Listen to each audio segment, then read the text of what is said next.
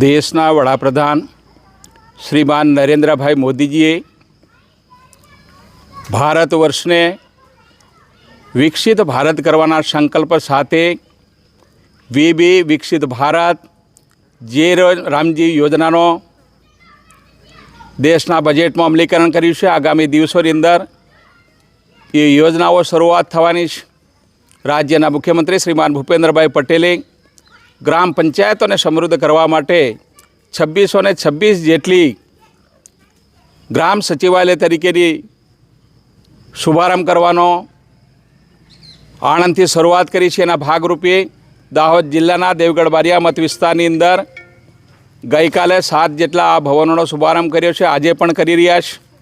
કુલ 28 દેવગઢ બારિયા તાલુકાની અને 15 જેટલી ધાનપુર તાલુકાની 43 જેટલા સચિવાલયો 11 કરોડને ખર્ચે અમે બનાવવા જઈ રહ્યા છીએ।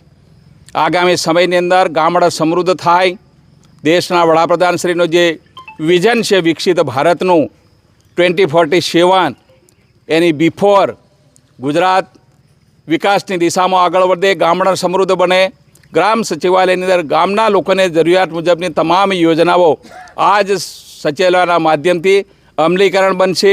રોજગારીની તકો મળશે, એ ગામમાં એને રોજગારી મળશે। તમામ કામો ગામની સચિવાલયના માધ્યમથી અમલીકરણ થવાના છે અને એનું પેમેન્ટ પણ ઓનલાઈન ડિજિટલ થશે।